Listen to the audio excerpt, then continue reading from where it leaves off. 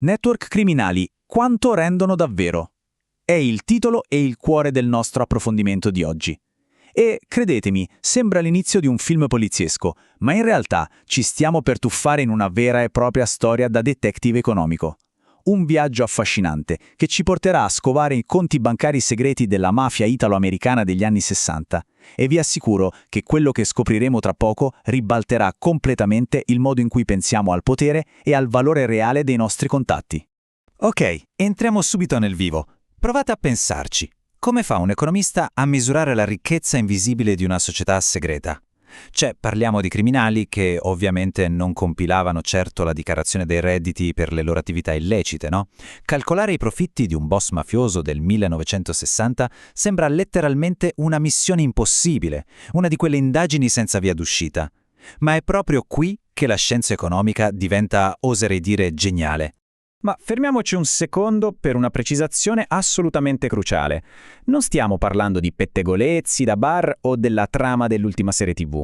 Tutto quello che vedremo si basa su uno studio scientifico, rigorosissimo e sottoposto a revisione paritaria, pubblicato da un'istituzione di prestigio come la Royal Economic Society.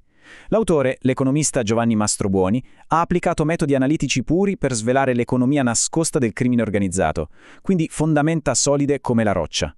Allora, per fare questa specie di magia statistica, lo studio ha messo le mani su una miniera d'oro assoluta, 800 fascicoli segretissimi del Federal Bureau of Narcotics statunitense, declassificati solo di recente. Siamo nel 1960, un momento chiave, un attimo prima che il governo iniziasse a fare davvero sul serio con le retate. Questi file mappano al millimetro la rete di 800 mafiosi, compresi pesi massimi come Joe Bonnano. Insomma, è come se di colpo avessimo in mano la rubrica telefonica segreta dell'intera malavita. E questa mappa ci sbatte in faccia la regola numero 1 del decalogo di Cosa Nostra. Nel mondo della mafia, scordatevi di poter semplicemente avvicinare un tizio e stringergli la mano. Le presentazioni dirette, severamente vietate. Serve sempre un intermediario, qualcuno di cui ci si fidi ciecamente. Questo ci fa capire che, in questo ambiente oscuro, sapere chi conosce chi non è un dettaglio da poco. È letteralmente questione di vita o di morte e soprattutto di controllo. Ed è qui che entra in gioco l'analisi matematica, con un concetto chiave che si chiama centralità di vicinanza. Detto in parole povere, qual è la distanza media tra un mafioso e qualsiasi altra persona nell'organizzazione? In un mondo in cui, come abbiamo appena visto, servono sempre dei garanti, essere molto vicini a tutti significa aver bisogno di pochissimi passaggi per arrivare a chi conta. Chi ha questo tipo di centralità muove le pedine molto più in fretta degli altri. Ma c'è anche un'altra faccia della medaglia, la centralità di intermediazione. Questa misura quante volte una specifica persona fa da ponte vitale tra due gruppi che altrimenti non si parlerebbero mai. Immaginate un boss che è l'unico collegamento tra due famiglie mafiose isolate. Ha un potere di monopolio pazzesco. Se lo togli, il sistema va in tilt e gli affari si bloccano.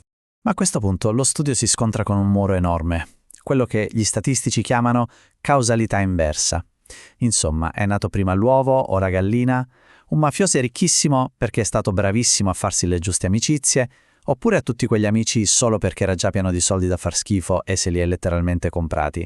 Se non risolviamo questo enigma, i dati non valgono niente. Ed ecco la prima vera genialata dell'economista. Visto che i conti in banca illegali sono per definizione invisibili, ha usato un indicatore che non si può nascondere: i mattoni. Il mercato immobiliare. Ha preso gli indirizzi esatti delle case in cui abitavano questi mafiosi nel 1960 e li ha inseriti nel database del famoso portale immobiliare Zillow per stimare quanto valessero davvero quelle proprietà. Certo, vi starete chiedendo, non si può prendere il prezzo di una villa oggi per capire quanto fosse ricco uno nel 1960?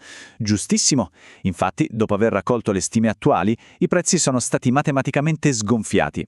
Sono stati incrociati con i dati storici del censimento di allora, area metropolitana per area metropolitana, riportandoli all'esatto potere d'acquisto del 1960. Il risultato? Una stima chirurgica e oggettiva del portafoglio dei boss. Ok, ora abbiamo i valori delle case. Ma torniamo al nostro grande inghippo di prima. Come facciamo a dimostrare, oltre ogni ragionevole dubbio, che sono state proprio le connessioni a generare i soldi e non il contrario? Come isoliamo il valore puro del fare rete senza che i calcoli vengano inquinati dalla ricchezza di partenza? Rullo di tamburi, ed ecco la seconda trovata pazzesca di questa ricerca: l'isonomia. Una parola difficile per un concetto in realtà semplicissimo, ovvero la geografia dei cognomi. L'autore è andato a spulciare i vecchi elenchi telefonici italiani per intracciare da quale esatto comune provenissero i cognomi di questi criminali italo-americani. E credetemi, questo dettaglio cambia le carte in tavola. Il ragionamento fila liscio come l'olio. Se tracci il cognome di un boss a New York e scopri che lui e un altro affiliato provengono storicamente dallo stesso identico paesino sperduto della Sicilia, bingo, è quasi certo che condividessero legami innati, di parentela o fiducia, ben prima di mettere piedi in America. Isolando queste connessioni storiche, lo studio ha creato una variabile pura che non ha assolutamente nulla a che fare con i soldi che avrebbero fatto decenni dopo a Chicago o Manhattan. E tenetevi forte perché, usando questo modello matematico purificato, lo studio ci consegna un numero che fa cadere la mascella: 75%. Un piccolissimo aumento nella centralità di vicinanza di un mafioso faceva schizzare il valore della sua casa fino al 75% in più. Parliamo di un salto di status economico letteralmente spaventoso. Insomma, non c'è scampo. La matematica parla chiaro. Essere al centro della rete criminale causa in maniera diretta un'esplosione di ricchezza. Non era il denaro a comprare gli amici, ma l'efficienza della propria rete di contatti a generare montagne di dollari sporchi. In questo ecosistema sotterraneo, le amicizie e la fiducia sono senza ombra di dubbio il capitale più prezioso. A questo punto verrebbe spontaneo fare 2 più 2. Se più sei connesso più sei ricco, il capo dei capi vivrà sicuramente in una reggia d'oro massiccio, giusto? E invece no, arriva il colpo di scena. C'è un paradosso clamoroso che riguarda proprio le menti dell'organizzazione, quei leader supremi col massimo potere di intermediazione. Date un'occhiata a questa tabella. I leader supremi, quel minuscolo 9% al vertice, avevano un potere di intermediazione enorme rispetto ai pesci piccoli, quasi 3 contro meno di 2. Erano i padroni assoluti. Eppure il valore medio delle loro case era significativamente più basso di quello dei loro stessi soldati. $362.000 per i grandi capi contro gli oltre 380.000 dei gregari. Ma com'è possibile una cosa del genere?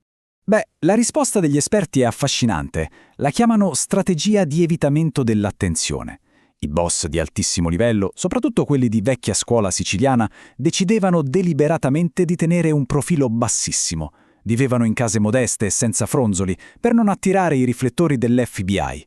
Sapevano benissimo che ostentare i soldi avrebbe distrutto il loro vero tesoro, quella rete invisibile di potere e segreti che il denaro, da solo, non avrebbe mai potuto comprare. E questo ci porta alla fine del nostro viaggio, lasciandoci con un bel tarlo in testa. Abbiamo appena visto come le reti invisibili potessero aumentare la ricchezza del 75% nel mondo del crimine, a tal punto da dover essere nascoste. Quindi la vera domanda è: nel nostro mondo, quello legale e trasparente di tutti i giorni, quanto del nostro successo è segretamente pilotato da connessioni, conoscenze e reti di fiducia che diamo totalmente per scontate? Spesso l'infrastruttura di potere più forte è proprio quella che non si vede. Grazie per averci seguito in questa analisi e alla prossima!